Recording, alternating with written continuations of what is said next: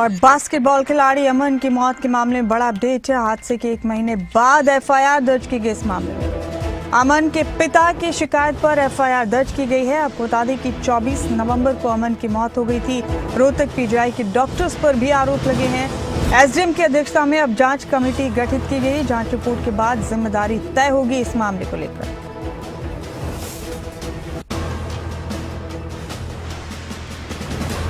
उनकी मौत के बारे में 23/11/2025 को ये ब्रिगेडियर स्टेडियम में गेम कर रहा था, जो पोल गिरने के कारण इसकी मौत हो गई थी। कल इसके पिताजी सुरेश ने एक दरखास्त पेश की थी, जिस पर केस रजिस्टर कर दिया। इन्वेस्टिगेशन जारी है।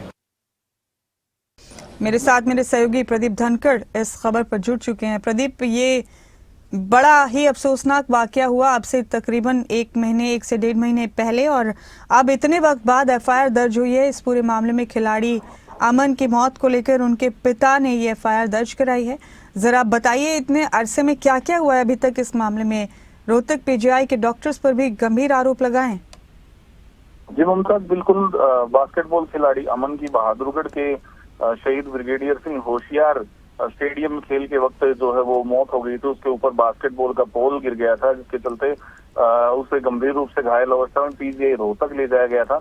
वहां पर उसका इलाज सही ढंग से नहीं हुआ। दूसरी तरफ जो है खेल स्टेडियम के जो अब तक किसी भी अधिकारी की जो है जिम्मेदारी तय नहीं की गई कि आखिर ये बास्केटबॉल किसकी निगरानी में थे, जो पोल लगाए गए थे, और कौन इनकी देखभाल कर रहा था। इतना ही नहीं, जो डॉक्टरों ने बदतमीजी की, इलाज में ढिलाई बरती, उस पर भी गंभीर आरोप जो वो अमन के पिता ने लगाए थे। जिसके बाद अब 1 महीने के बाद पुलिस ने एफआईआर दर्ज की है और अब जांच होगी। अब देखना होगा कि पुलिस जांच में क्या कुछ निकल कर सामने आता है। इसी बीच एसडीएम बहादुरगढ़ की अध्यक्षता में भी एक जांच कमेटी बनाई गई थी। उसकी रिपोर्ट भी अब तक सामने नहीं आई है, क्योंकि जो जर्जर बास्केटबॉल थे वो किस विभाग ने लगवाए थे और किस मद के अनुसार उस पर पैसे खर्च किए गए थे और उनकी देखरेख कौन करने वाला था, ये भी अभी तक फिक्स नहीं हो पाया और किसी अधिकारी की जिम्मेदारी यहाँ पर तय नहीं हुई। अब देखना होगा कि पुलिस ने एफआईआर दर्ज की है तो जांच कहाँ तक जाती है और इस मामले में किस अधिकारी का नाम सामने आता है और जिम्मेदारी किसकी तय होती है। मुमताज जी, जिस वक्त ये मामला आया प्रदीप, उस वक्त खिलाड़ियों की रोज की एक्टिविटीज को लेकर और इस तरह की कोताही और चूक को लेकर खूब सवाल उठे थे। और इस पूरे मामले ने इसके साथ ही हमने देखा था कि एक और खिलाड़ी की भी इसी तरह से मौत हुई थी। ये बड़ी कोताही, बड़ी लापरवाही थी प्रदीप। ऐसे तो दावा करते हैं हम कि हरियाणा खेल के मामले में देश में नंबर 1 है और इसमें कोई दो राय भी नहीं है। हमारे खिलाड़ी मेडल्स लेकर आते हैं दुनिया भर से, लेकिन इतनी बेसिक सी चीजों में इतनी बड़ी चूक ने उस वक्त काफी बड़े सवाल उठा दिए थे प्रदीप। जी बिल्कुल मुमताज, क्योंकि मामला काफी बड़े स्तर पर उठा था। एक जो रोहतक के खिलाड़ी थे उनकी मौत भी हुई थी, उनका सीसीटीवी भी सामने आया था, इसलिए ज्यादा मामला बढ़ा। सरकार ने भी संज्ञान लिया, परिवार को मुआवजा भी दिया गया, 5-5 लाख रुपए की घोषणा की गई। लेकिन इसके बावजूद जो है वो अधिकारी कौन जिम्मेदार थे इसके, उनकी जिम्मेदारी तय नहीं की। आनंद फानन में जिन खेल अधिकारियों को सस्पेंड किया गया था वो भी दोबारा से बहाल हो चुके हैं।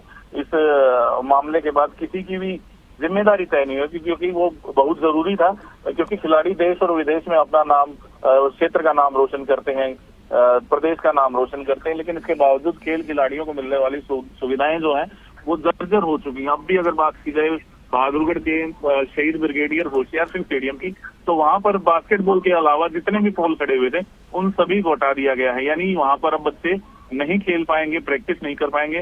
नए लगवाना तो दूर, जो पुराने थे उन्हें दुरुस्त करवाने की बजाय उनकी बिल्कुल ही हटा दिया गया और अपनी जो जिम्मेदारी है उससे जो लापरवाही है उस पर पर्दा डालने की कोशिश की जा रही है। जी, बहुत शुक्रिया प्रदीप आपका मेरे साथ जुड़ने के लिए इस खबर पर।